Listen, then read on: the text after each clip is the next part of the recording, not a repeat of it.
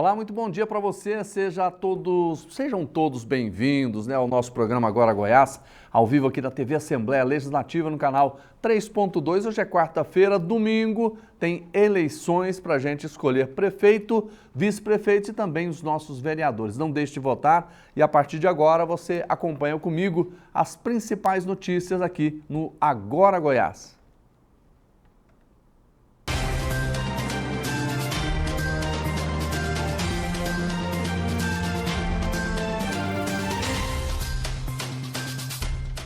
Atenção, muita atenção, fique, atento ao calendário eleitoral desta semana. É importante observar as datas e as determinações da Justiça para que o descumprimento da lei não aconteça. A Patrícia ali preparou um material especial para a gente. Vamos ver? Confira o calendário eleitoral para a última semana do pleito eleitoral. 1º de outubro. A partir do dia 1º de outubro, nenhum eleitor poderá ser preso, somente se for flagrado cometendo crime ou em virtude de sentença criminal condenatória por crime inafiançável. 3 de outubro. Na quinta-feira, 3 de outubro, é o último dia de propaganda eleitoral gratuita no rádio e na televisão, relativa ao primeiro turno. 3 de outubro também é o último dia para a realização de comícios e de debates no rádio e na televisão. 4 de outubro, na sexta-feira, 4 de outubro, termina o prazo para divulgação paga de anúncios de propaganda eleitoral na internet e em jornais.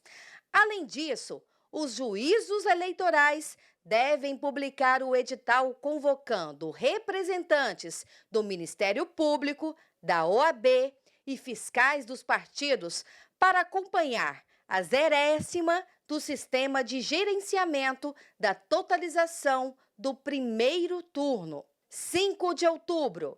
No dia 5 de outubro, os candidatos podem realizar caminhadas, distribuição de material gráfico e passeatas até às 22 horas, com ou sem carro de som. Olha, é importante você ficar atento até olhando o calendário aqui, faltam exatamente 4 dias, tá bom? Fique atento e olha, você já reparou que Goiânia tá cheia daqueles banners de propagandas eleitorais? Eles estão nos canteiros, estão nas praças e até no meio das rotatórias. O Tribunal Regional Eleitoral está de olho nesse excesso. Veja mais detalhes na nossa reportagem. Em 6 de outubro irá acontecer o primeiro turno das eleições de 2024 para a escolha de prefeito e vereadores. A Maria sempre faz uma colinha para não esquecer os números na hora de ficar frente a frente com a urna eletrônica. Eu levo colinha, mas ainda não fiz. Tem que fazer ainda. A votação nos colégios eleitorais será realizada das 8 horas da manhã às 5 da tarde pelo horário de Brasília. É importante que o eleitor saiba o seu local de votação com antecedência e, claro, não se esqueça de levar documento. A regra é que o eleitor esteja portando um documento oficial com foto. Naquelas situações em que o eleitor perdeu o seu documento, ou que não esteja com o documento físico, ele pode utilizar o documento nas versões digitais, seja CNH, o RG e principalmente o e-título, que é o documento oficial da própria Justiça Eleitoral. As versões digitais dos documentos, dentre as versões digitais, somente não é aceita a carteira de trabalho digital. O Augusto faz questão de ir votar apresentando o documento digital. Eu uso o e-título, é mais prático e também mais ecológico, né? Que a gente não tem a impressão de papel, então é melhor. Para quem estiver fora do Brasil no dia da votação, pode justificar a ausência acessando o aplicativo e-título. Quem não fizer no dia, precisará acessar o sistema Justifica. Após o dia da eleição, ele vai precisar acessar, principalmente a nossa recomendação, que ele acesse o sistema Justifica, por meio do site do TSE, e ali faça a sua justificativa, anexando a comprovação da sua ausência. Bom, vamos falar mais sobre esse assunto. Afinal de contas, domingo está chegando e essa reta final tem muitas alterações que a gente vai procurar saber agora ao vivo com o advogado especialista em direito eleitoral, Dr. Samuel Balduino. Dr. Samuel, bom dia, está tudo bem com o senhor? Bom dia, Jordevar, tudo bem? É bem-vindo. Obrigado mais uma vez pelo convite. A gente deu uma olhadinha aqui, aqueles banners que ficam espalhados pela cidade, nos canteiros, nas rotatórias, isso é permitido? É permitido desde que eles sejam móveis. Aqueles banners, na verdade, eles são considerados, para efeito da lei, como bandeiras. Então, as bandeiras móveis, desde que elas sejam retiradas no máximo até as 22 horas, elas são permitidas. Ah, bom, porque E que não atrapalhem o trânsito ou a passagem de pedestre, né? Nas vias de calçadas e tal. A cidade está cheia, né? Tá cheia, tá cheia. Vamos falar desses últimos prazos. Hoje é quarta-feira, amanhã, quinta. O que termina amanhã? Amanhã, Jordevar, é bom lembrar o seguinte, os prazos são para os candidatos, né? Sim. Então, eu estou te falando isso porque eu tenho recebido muitas perguntas a respeito de prazos e de que o eleitor pode ou não pode fazer. O eleitor, ele não tem nenhuma restrição. Vamos começar então com os candidatos, depois a gente passa para o eleitor. Pronto. Os candidatos, amanhã no dia 3 é o último dia para que eles possam realizar comícios e reuniões políticas públicas. Então, aquelas reuniões que às vezes eles fazem nos setores, em algumas residências que são abertas, né, às pessoas que moram ali naquele local, o prazo máximo para que elas aconteçam, essas reuniões aconteçam amanhã. E comício também, os comícios maiores, com palco, com sonorização, também o prazo é amanhã, o último dia para que eles aconteçam. Programa eleitoral no rádio e na televisão. Quinta-feira também, amanhã, o último dia, horário eleitoral gratuito no rádio, na televisão, encerram esses programas e também as entrevistas, as sabatinas com candidatos e debates também, o prazo é amanhã. Agora, depois disso, como é que fica a propaganda eleitoral, por exemplo, de outras formas, a partir de quinta-feira? Na sexta, no sábado? Sexta e sábado, a propaganda eleitoral ela pode continuar, ressalvadas esses eventos de campanha, né? Então, o candidato ele pode andar, ele pode fazer caminhada, pode fazer carreata, pode pedir voto, pode entregar santinha, andar com a equipe. Na sexta e no sábado ainda é permitido. A propaganda, a gente chama isso de propaganda em trânsito, né? Sim. Em que há um movimento em si. Então, as carreatas, as passeatas, caminhadas, passeio ciclístico, né? A gente tem visto também, podem ser feitos até o sábado, véspera da eleição. E o eleitor também ele pode ficar tranquilo que provavelmente ele vai continuar recebendo, né? Além de pessoalmente, às vezes ele encontrar um candidato ou outro numa feira, numa praça ou na via pública como um todo, e os banners, por exemplo, vão continuar, né, até o sábado. Aqueles grupos de WhatsApp podem funcionar até o dia da eleição? O WhatsApp, Jordevar, a regra é de propaganda na internet, então ela é uma regrinha própria e específica. Propaganda na internet, desde que não haja um impulsionamento da propaganda, também até o sábado à meia-noite. Então, qualquer postagem, o candidato pode fazer qualquer postagem de propaganda, de cartãozinho, de santinho eletrônico, de banner ou de qualquer post de conteúdo. Ele pode fazer tanto nas redes sociais, Instagram, Facebook, como no WhatsApp.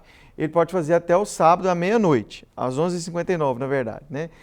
E agora, se ele impulsionar, naqueles casos em que ele paga para chegar a um maior número de pessoas, aí é só até a sexta-feira, às 11h59. Por exemplo, se no domingo a pessoa recebe aquela mensagem falando para votar num candidato X e a gente percebe que é uma linha de transmissão, isso é ilegal? É ilegal. É ilegal. É ilegal. No domingo é proibido qualquer tipo de propaganda. No domingo, dia da eleição, qualquer tipo de propaganda ativa que a gente fala, ela é proibida. Então, o candidato não pode pedir voto de forma nenhuma, seja através de propaganda, seja através do pedido expresso de voto, fazendo boca de urna. Agora, o que a lei permite no dia da eleição? E aí, especificamente também para os candidatos, é que seja feita a propaganda silenciosa. Então, nada impede de que ele saia com o carro dele com adesivado, com bandeira. o citru, carregando uma bandeira, silenciosamente, não há nenhum problema. E ele o bottom de camiseta, né? Ele andar e votar com o bottom, então a propaganda silenciosa ela é permitida. Agora, doutor, por exemplo, no domingo, se ele quiser divulgar uma pesquisa, pode? Ele pode divulgar uma pesquisa nas redes sociais dele, da campanha. Desde que essa pesquisa ela tenha sido previamente registrada com prazo mínimo de 5 dias antes. Então, aqueles que queiram divulgar uma pesquisa no domingo, deve ter feito o registro, deve ter pedido o registro na segunda-feira agora, passada. Mas e lembrando, ele pede o registro na segunda, mas ele quer fazer a pesquisa na sexta, pode, né? Quer divulgar a pesquisa? Não, fazer mesmo, com a coleta. Pode, sem problema, sem problema. O importante é o registro. O importante é o pedido de registro. Pedido de registro. Agora, doutor, vamos passar para o eleitor? Sim. Vamos. A partir de agora, o que o eleitor pode e o que não pode ser feito? Bom, é interessante também dizer que desde ontem nenhum eleitor pode ser preso desde que seja salvo as prisões em flagrantes, né, o cometimento de crime em flagrante.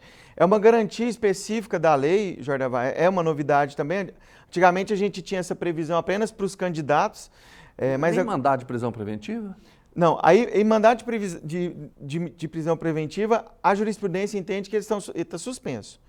Aí ele pode ser convertido, nós já vimos isso acontecer, ele pode ser convertido em uma medida cautelar. Ele não pode ser preso, porque tem um mandado de prisão em aberto, por exemplo, mas nesse período especificamente, ele não pode, já que ele não pode ser preso, a justiça pode converter isso numa medida cautelar, de ficar em casa, algumas restrições, usar tornozeleira, se for o caso.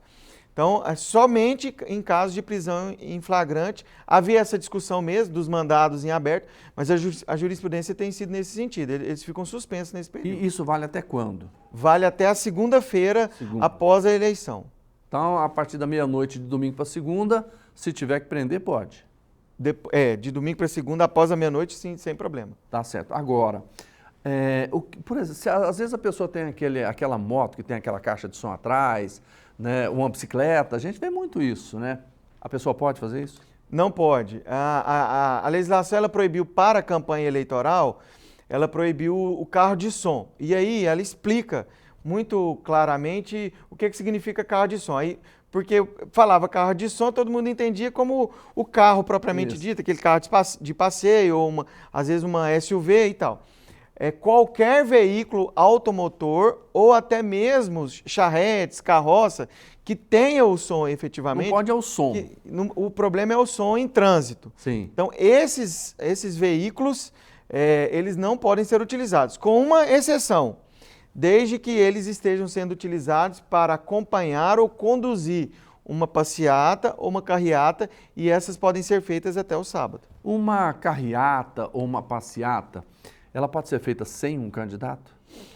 Pode ser, não há nenhuma vedação em relação a isso, nenhuma proibição. Ela pode ser feita e a gente tem visto muito, né? Às vezes o candidato não consegue estar em vários lugares ao mesmo tempo e é mais de um evento especificamente, e aí ele coloca um apoiador ou o próprio vice ou um deputado que o apoie e tal, a gente tem visto isso.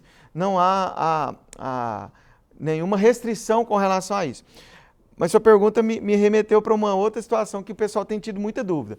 Às vezes a gente via antigamente, nas eleições passadas, nós vimos alguns carros de som que o candidato ficava dentro do carro de som, ou até nessa eleição eu recebi um caso assim, em que o candidato ficava andando com o carro de som e ele com o microfone atrás do carro de som falando, mas sem nenhuma carreata. Proibida, a legislação e a Justiça Eleitoral entende que esse tipo de movimento é configurado como propaganda volante, mesmo que o candidato esteja, e ela não pode ser feita.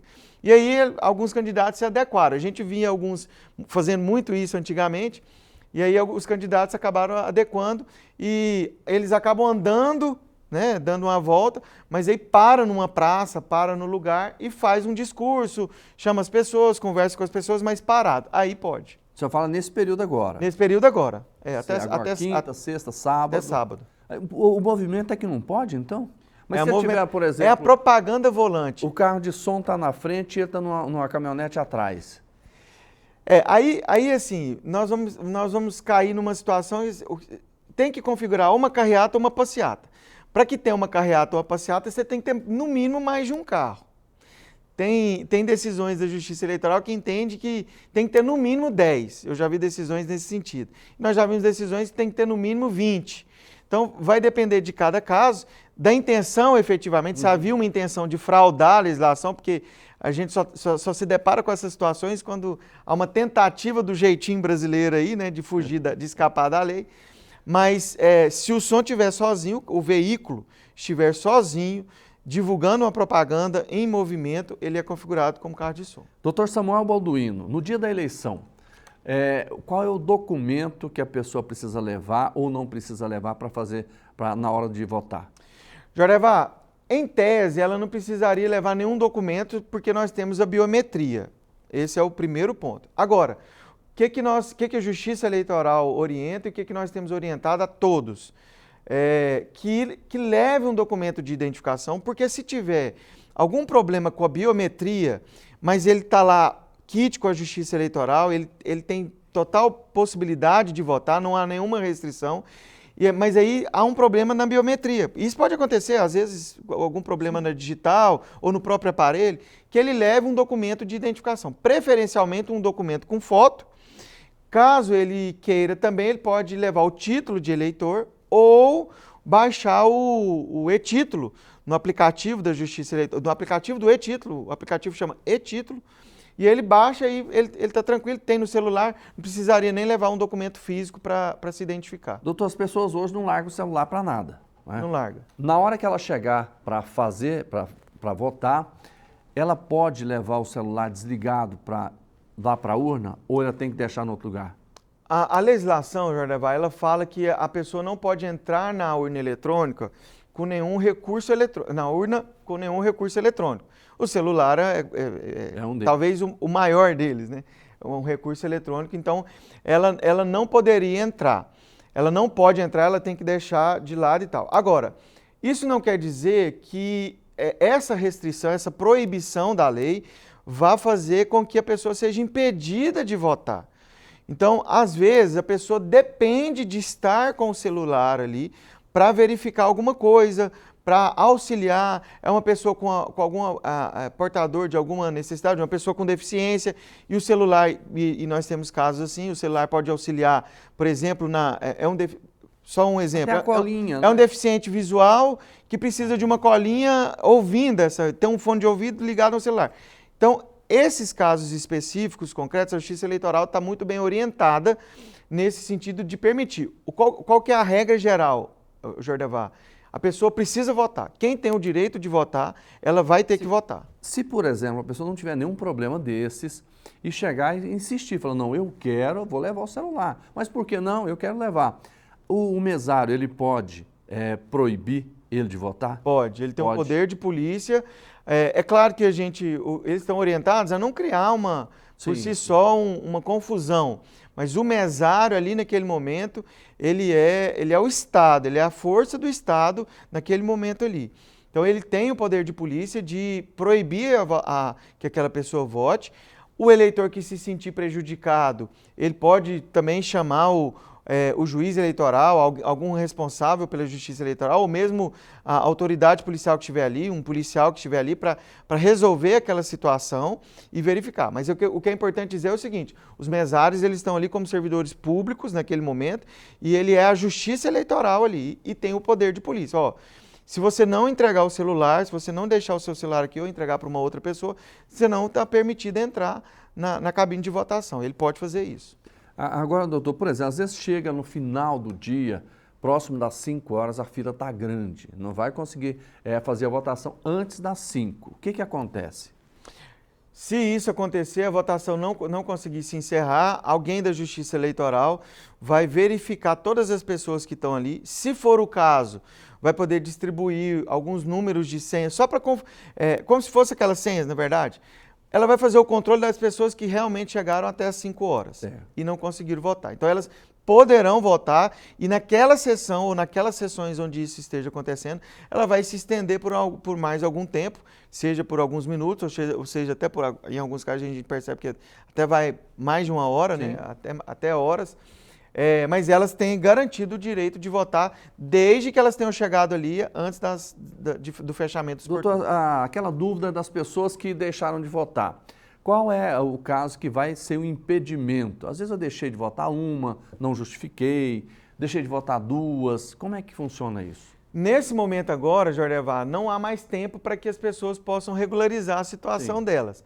Então o sistema da Justiça Eleitoral ele já está fechado, na verdade desde o mês de julho, e elas então, aquelas pessoas que deixaram de votar e não justificaram, ou qualquer que seja a pendência, elas não conseguiram regularizar a sua situação eleitoral, para essa eleição ela não tem mais condições de votar. Se ela não votou e não justificou uma vez só, é impedimento? É impedimento. Nós tínhamos, a legislação, Jordevar, ela até abriu uma anistia na eleição de 2020, em razão da pandemia.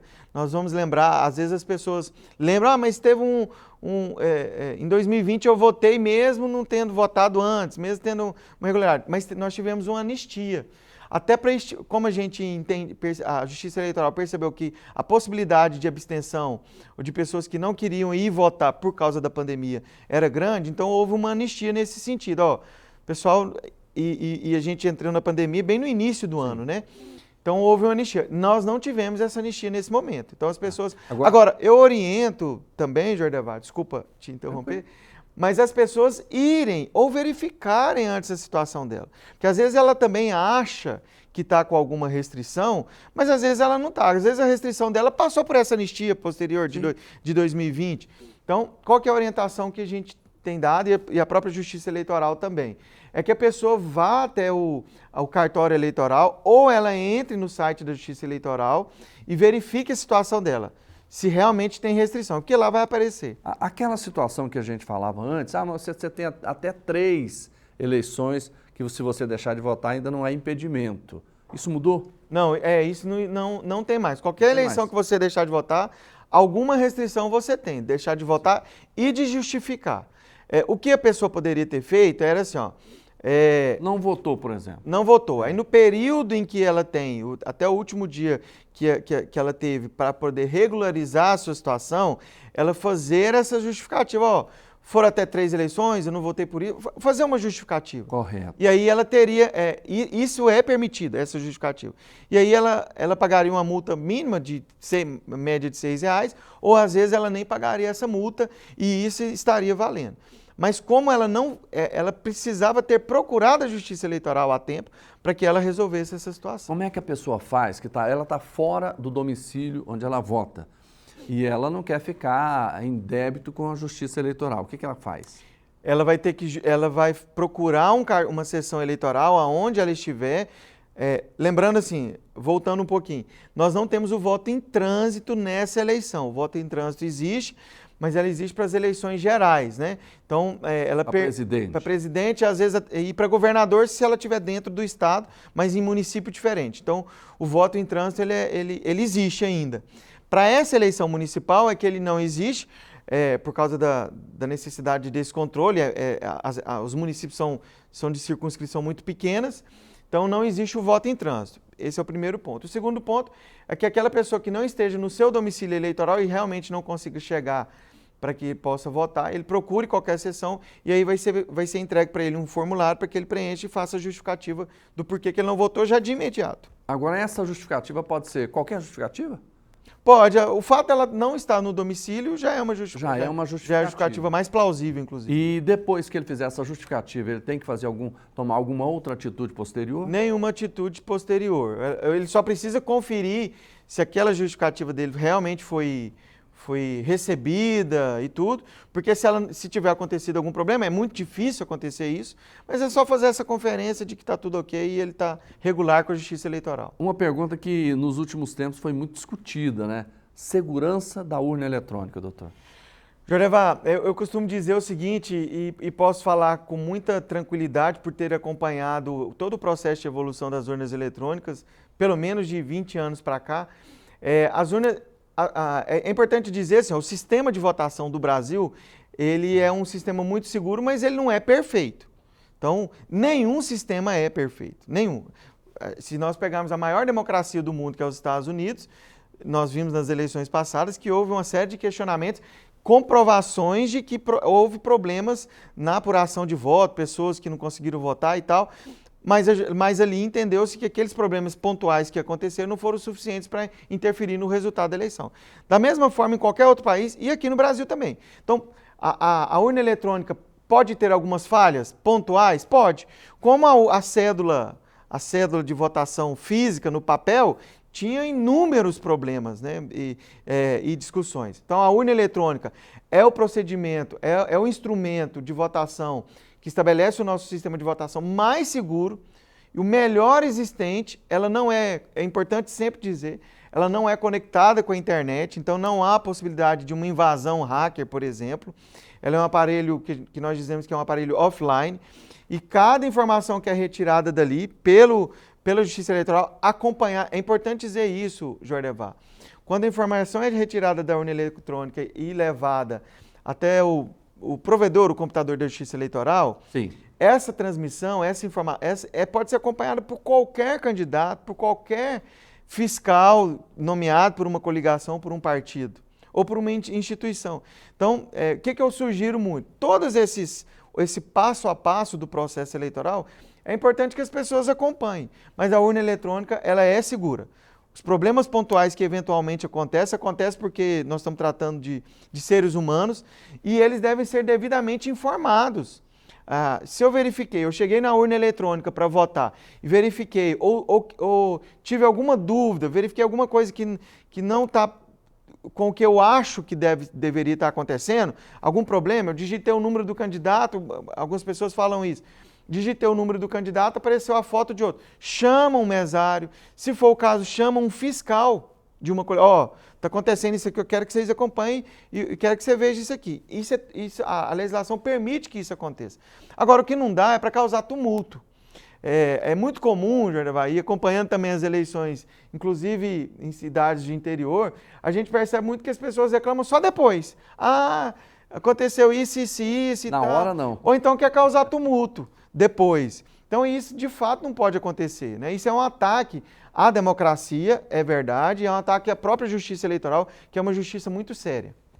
Então tá certo, gente, aí tá feito então o convite, esse compromisso democrático que a gente tem no próximo domingo, né, das 8 da manhã até as 5 horas da tarde, nós vamos escolher prefeitos, vice-prefeitos e também vereadores. Dr. Samuel Balduino, advogado especialista em direito eleitoral, muito obrigado. Obrigado mais uma vez pelo convite, parabéns pelo trabalho na divulgação, né, dessas eleições, muito obrigado. Tá certo, bom voto pro senhor. Obrigado para você também. Vamos seguindo aqui, porque tem mais reportagens no nosso programa. O presidente da Assembleia Legislativa, deputado Bruno Peixoto, entregou a mais alta honraria da casa, que é a medalha Pedro Ludovico Teixeira, e certificados também do mérito legislativo a mais de 100 profissionais numa sessão em memória ao acidente do Césio 137. A reportagem é da Mona Lisa Carneiro. Uma casualidade, um acidente inimaginável, inacreditável. Tinha 13 anos quando ocorrera o acidente com o Césio 137. E naquela ocasião, estudava no Colégio Objetivo e fui participar em São Paulo de um festival conhecido como Festival Interno do Colégio Objetivo. Quando chegamos em São Paulo, nós estávamos mais ou menos uns 30 jovens. E quando nós chegamos, todos se afastaram de nós. Todos. Os goianos lá do Césio, todos se afastaram.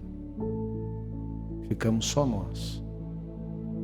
E ficamos isolados, inclusive durante o show. Para vocês verem a dificuldade que foi e que ainda é. Eu estava, por acaso, em Goiânia e um amigo da antiga Fundação Estadual do Meio Ambiente me ligou informando que havia alguns pacientes internados no Hospital de Doenças Tropicais que estavam com sintoma diferente que o médico não conseguia diagnosticar, que era vômito, febre, diarreia. E, na realidade, eles culpavam uma peça, chamavam de peça, que estava na vigilância sanitária, que hoje é a antiga, hoje a atual Fundação Lei das Neves. E eu disse para ele que poderia verificar se era radioativo desde que ele conseguisse um instrumento adequado, que é chamado um detetor. Eles conseguiram um instrumento, né, que era um cintilador, um detetor muito sensitivo, e foi quando eu fiz a primeira medida lá e verifiquei que era radioativo. As partículas de um pó brilhante, azul, encantou as crianças, que sem saber, estavam brincando com um elemento radioativo. A história que mais me impacta, e eu fiquei muito emocionada quando eu vi um quadro da Maria Gabriela, por ser uma mulher, por ter sido ela que teve uma intuição de que aquilo que eles estavam passando, o pó branco, o pó azul que iluminava no escuro, azul, estava fazendo mal à sua família. Então ela teve esse primeiro insight de que aquilo que poderia estar causando a doença neles e levou para a vigilância sanitária. Então daí foi onde que se descobriu que se tratava de um acidente radiológico. O maior acidente radiológico aconteceu em Goiânia no ano de 1987. Um evento que comoveu o mundo e transformou a vida de toda uma cidade. Compaixão e de solidariedade. Como médica, eu não me sentia à vontade vendo aquela situação sem ajudar, entendeu? Por isso que eu fui voluntária. Essas pessoas tiveram e ainda têm um papel importante na vida de todos que de alguma forma foram atingidos pelo Césio 137. E por isso foram homenageadas pelo presidente da Assembleia Legislativa de Goiás, deputado Bruno Peixoto. São 37 anos, uma caminhada longa, né, de muita luta. Cuidamos de pacientes, pessoas vulneráveis, pessoas que passaram por uma tragédia, que carregam marcas da dor. É uma surpresa para mim, realmente eu fico emocionada de falar isso, porque a gente não faz as coisas esperando uma homenagem, a gente faz pelas outras pessoas, né? Para ajudar outras pessoas. Eu nunca imaginei que isso fosse acontecer um dia. E durante a solenidade, em memória aos 37 anos do acidente com o Césio 137, o chefe do parlamento goiano anunciou mais uma ação proposta para os profissionais que atendem as vítimas do acidente radiológico. Nós já estamos em análise final, juntamente com a secretaria, é um pedido nosso, para que tenhamos uma gratificação para todos os servidores ali lotados. Nós já estamos em fase final, porque entendemos ser justo.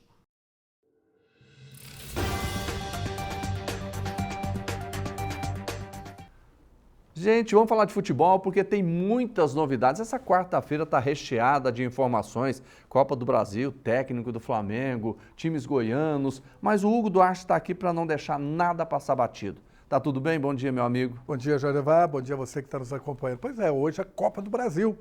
Flamengo e Corinthians, né? Você falou no Flamengo, a gente estamos inclusive um material sobre o técnico do Flamengo. Vamos ver? Vamos ver. Em esse elenco, eu joguei praticamente com todos eles. E meu objetivo é conseguir colocar em prática o mais rápido possível o meu modelo de jogo, para que eles possam desenvolver o que eu quero com as minhas ideias e que a gente possa ver isso no campo representado o mais rápido possível. Felipe, foram um pouco mais de 9 meses desde aquele jogo com o Cuiabá, naquela despedida memorável no Maracanã. De lá para cá, 17, 20, com títulos. Quanto que essa trajetória, apesar de curta, foi importante para você se sentir confiante e estar fazendo o que você está fazendo aqui hoje? Foi fundamental, com certeza. Essa experiência no Sub-17 foi muito válida, foi onde eu realmente aprendi a montar treino, montar comissão, foi onde eu consegui colocar em prática minhas ideias e vi o time do Sub-17 jogando do jeito que eu queria. Então eu vi realmente que era possível, que eu era capaz de fazer isso e cada vez eu fui tendo mais confiança e os resultados também foram aparecendo. E aí recebi a oferta de treinar o Sub-20, também aceitei um desafio novo, pegar um time no meio da temporada. Então me deu toda essa experiência, essa vivência, porque uma coisa eu sempre pensei durante muitos anos como treinador, mas viver como treinador era uma experiência nova e realmente a paixão é o que eu amo fazer e estou encantado de estar aqui de novo. Por diversas vezes, na Flá TV mesmo, você já falou sobre a questão do estilo de jogo do clube, do Flamengo. Pressão na saída de bola, enfim, um estilo ofensivo. Segue com esse pensamento, nessa linha, com esse elenco que você tem em mãos agora na equipe profissional?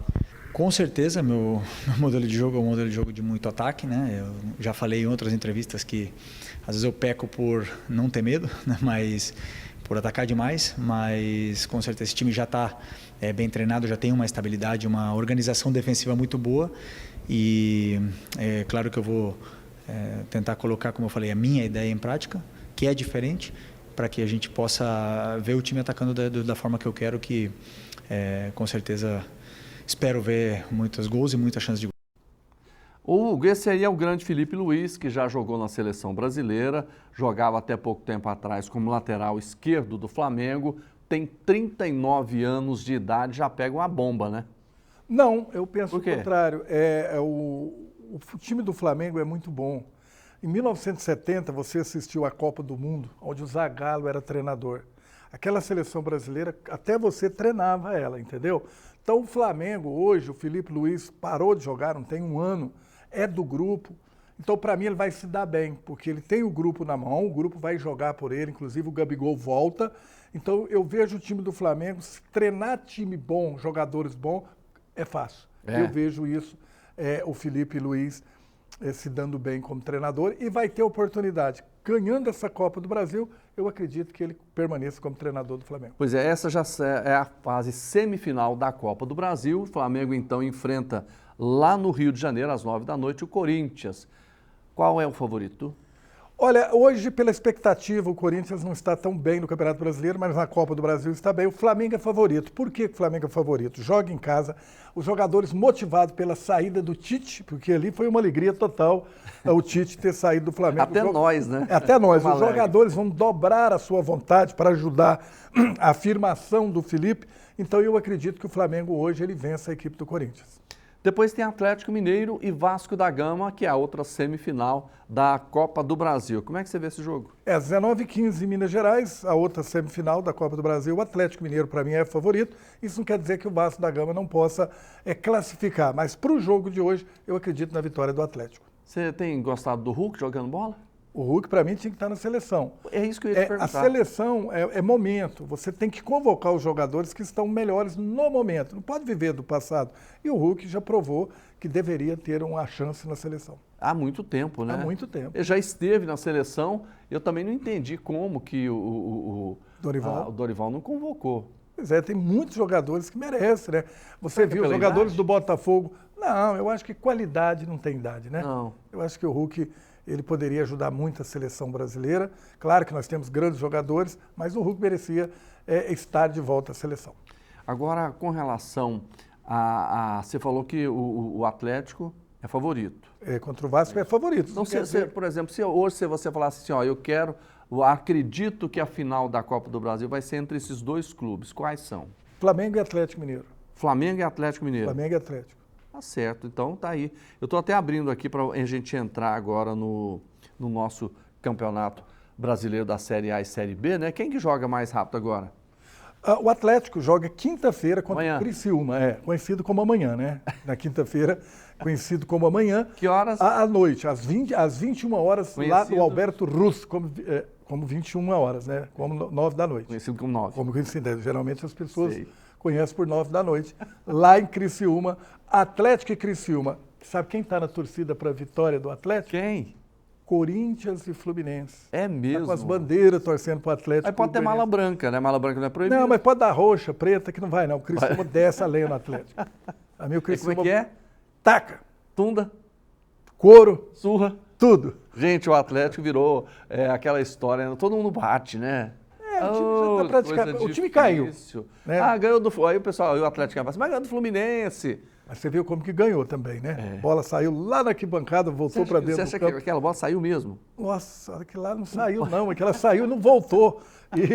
E a arbitragem ajudou o time do Atlético, mas o Atlético vai continuar ganhando, ele não vai perder todos os jogos. Ele vai complicar os adversários. mas diante do Criciúma é uma decisão para o Criciúma, porque o Criciúma, se ganhar, ele distancia da zona de rebaixamento e complica a vida do Fluminense. Ou seja, é um jogo, além de jogar fora de casa, o atleta está numa situação ruim, o adversário quer se distanciar da zona de rebaixamento, ou seja, tem cada vez mais incentivo para ganhar o jogo. Se ele vencer o Atlético, complica a vida do Fluminense, o Fluminense tem 27 pontos, o Criciúma tem 31. Se ele vencer, ele vai a 34. E o Fluminense, 27, tem que vencer o Cruzeiro domingo no Maracanã para poder ainda ficar na zona de rebaixamento. Então a vitória do Criciúma é muito ruim para Corinthians e Fluminense. Sábado tem Vila Nova em campo. Vila Nova e Mirassol, lá em Mirassol. Um jogo que é a decisão para o Vila. Se ele perder, que o favorito é o Mirassol, mas se o Vila Nova perder, dá adeus para mim a Série A do Brasileirão. Se ele vencer, ele entra no G4. No lugar do Mirassol. Isso? Se ele vencer o Mirassol, pode acontecer? Pode. Mas o Mirassol, para mim, é favorito. E se o Mirassol vencer, já está se aproximando da Série A também. Então aí, gente, é decisão mesmo, não é? Até porque depois é o Goiás. Pois é. E o Goiás, que você falou aí, jogou contra o Coritiba lá, empatou de 0-0. Né? Agora vai enfrentar o Santos na segunda-feira, 9 da noite. Segunda-feira, Goiás e Santos. O Goiás ainda tem chance? Tem, mas para mim, infelizmente, não vai ser desse ano que o Goiás chega à Série A. Para mim, o Santos é favorito. O que o Goiás pode conseguir diante do Santos? Pode vencer? Pode, porque o Santos também não está jogando nada. Mas para mim é um jogo para empate. Lembrando que o Santos é o vice-líder da Série B, não é isso? Com 53 pontos, tem 29 jogos. O Goiás está na 12ª posição, com 38 pontos, tem um jogo a menos, né? Só que 38 para 62 tem muita coisa aí pela frente. O Goiás tem que... Ele resta aquela história, 8 vitórias em 10 jogos. 8 vitórias em 10. Pronto. Porque tem um atrasado, são 11 para o Goiás, né? Tem um jogo contra o Amazonas. Ele está com 28 hoje. 28? Então falta 10. Não, e o atrasado? Não, mas é porque está atrasado, porque hoje já está na 29ª. Tá, então tá certo. Então, o Goiás tem que vencer 8 partidas nas 10. Eu não acredito, você acredita? Eu assisti aquele filme do Tom Cruise, Missão Impossível. Eu acho que é Missão Impossível mesmo. Também acho, é difícil, porque a gente quer, né, que o Goiás suba, claro. Né, nós queríamos, eu torço para os 3, Atlético, mas assim, vamos definir, o Atlético caiu, não tem mais chance, o Goiás dificilmente sobe, e o Vila Nova tem uma decisão pela frente. Essa semana é aquela semana que a gente já vai, ao que terminá-la, a gente vai saber realmente... Terminar essa semana não, segunda-feira. Depois de segunda-feira a gente vai falar assim, agora está resolvida a parada. Olha, o Vila Nova você só vai saber na última rodada, porque ali é a surpresa, né? Aquele chamado Kinder Ovo. Você não pode dar um diagnóstico para o Vila. O Vila Nova sempre apronta para o seu torcedor. O Goiás, gente, não vou vender ilusão. O Jorge foi até um lorde, um gentleman. O Goiás já era, ele não sobe, o Atlético já caiu e o Vila... está brigando, mas as equipes da Série B são tão ruins, tão horrorosas, que o Vila tem chance para mim até na última rodada. Tá certo. Ou daqui a pouco tem mais, não tem? Tem o Alego Sports, Daniela Mello, Túlio Isaac, Lucas Nogueira e eu. Hugo Duarte, às 11 horas, te aguarda. Rapaz, esse time é uma seleção, né? Falta só você. Tá certo. Não, mas eu sou reserva. Eu ainda vou entrar nesse time porque eu preciso ser convocado ainda. Mas, olha, parabéns pelo programa, gosto muito, viu? Sucesso para vocês. Obrigado, aqui também. Estamos todos juntos. Vamos lá. Gente, vamos falar de chuva. Aliás, você está à expectativa de chuva? Olha, choveu, né, semana passada, e eu fiquei na janela, enquanto não parou de chover, eu não saí dessa janela e estou torcendo para voltar de novo. Vai chover? Conta aí, nossa. Olha, pois é, e a chuva de sábado, viu, ela melhorou a qualidade do ar, mas o calor ainda continua, né? Não é fácil. O Goiânia espera que caia mais chuva. A previsão é de que dia 9, né, a semana que vem, a coisa possa melhorar, possa ter chuva. E é essa matéria que nós vamos ver agora. A chuva do último sábado animou muito o goiano, que não aguenta mais o calor. Refrescou bastante, né? Tava muito quente, né? Mal tava conseguindo dormir de noite, né? A chuva foi boa, mas hoje já amanheceu muito calor, né? Parece que não teve nem chuva. Tomara que venha mais. Apesar da chuva que caiu em Goiânia ter melhorado um pouco do clima, o calor já voltou com tudo. Segundo dados do Instituto de Meteorologia de Goiás, mesmo com a melhora da umidade do ar, as temperaturas estão em alta, com ondas de calor previstas para até sexta-feira. Tivemos dentro da Grande Goiânia diferentes quantidades de chuva, né, variando desde 6 milímetros até 22 milímetros. Então foi foi irregular dentro da Grande Goiânia, mas que trouxe também um alívio em termos aí de temperatura, como também aquela limpeza da atmosfera, né, que estava muito poluída em termos de poeira, foligem, fumaça. Traz só aquele alívio momentâneo e que volta a aquecer novamente. A chefe do INMET explica que a previsão de pancadas de chuva deve acontecer a partir da segunda semana de outubro. Ainda teremos dessa forma no mês de outubro mais irregular, mais de pancada.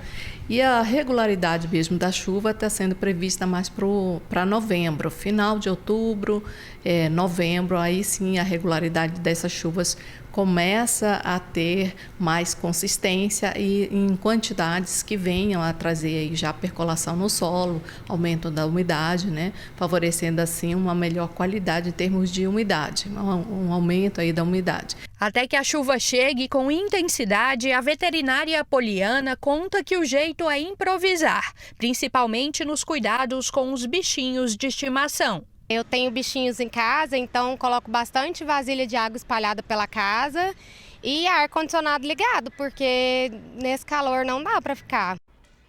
Tomara que a chuva venha logo, né? E a Assembleia Legislativa realizou uma solenidade para a entrega de medalhas para 20 personalidades importantes aqui do nosso estado. A reportagem é da Maristela Ramos. A Assembleia Legislativa do estado de Goiás se enche de emoção e orgulho. Por iniciativa do deputado Charles Bento, foi realizada uma sessão solene para a entrega da Medalha do Mérito Legislativo Pedro Ludovico Teixeira, a maior honraria concedida pelo Poder Legislativo goiano. A Polícia Militar, ela dispensa comentários, né? Nossa saudosa Polícia Militar é a melhor polícia do Brasil, já trabalha e desenvolve o trabalho há muitos anos muito bem, nos proporcionando segurança. Hoje o nosso estado é um dos mais seguros. Pessoas que realmente merecem, que têm o seu compromisso com o nosso estado. 20 personalidades foram homenageadas, entre elas 18 fazem parte da segurança pública do estado de Goiás, que é referência nacional. É com muito orgulho, é muita honra receber essa medalha, né? Que é a melhor do estado de Goiás, né? É um momento muito importante, né? É gratificante para todos nós, com certeza, esse prestígio, esse reconhecimento, né? Então eu me sinto honrado por mim e pelos meus companheiros, né? Isso é uma prova, é um reconhecimento pelo nosso trabalho e é isso que nos motiva, né? Para a gente estar dando continuidade e é um sinal que nosso serviço tem dado certo. Gente, uma parceria entre o governo do estado e o Senac vai oferecer cursos de graça nas áreas de tecnologia da informação e design gráfico. A reportagem é do Pedro Henrique Rabelo. E agora uma grande notícia para quem quer oportunidade. O governo de Goiás, por meio da Secretaria da Retomada, em uma parceria com o Senac, vai oferecer cursos importantes para os dias atuais, cursos de TI e também design gráfico de graça. Estou aqui com a Suelen Couto, ela é chefe de gabinete da Secretaria da Retomada e eu queria saber de você por que o governo vai oferecer esses cursos para as pessoas, porque daqui a pouco a gente vai explicar como que as pessoas podem participar. Mas por que esses cursos, por que essas oportunidades? Nós sabemos que a educação, a qualificação, ela é primordial para que as pessoas consigam melhorar a sua qualidade de vida. Então, aqui na Secretaria da Retomada, estão sendo sempre feitos levantamentos das demandas, tanto com o setor produtivo, com as empresas, com as associações, entendendo de perto qual que é a dor dos empresários, qual que é a demanda que eles têm, por que a gente tem tanta vaga de emprego. Nós temos hoje mais de 5.000 vagas disponíveis na Central Mais Empregos e no nosso aplicativo Minha Vaga, e é uma dificuldade de preencher essas vagas. E uma das maiores dores do setor produtivo é a falta de qualificação, principalmente nesses setores em que estão sendo ofertados os cursos, que é na área de tecnologia.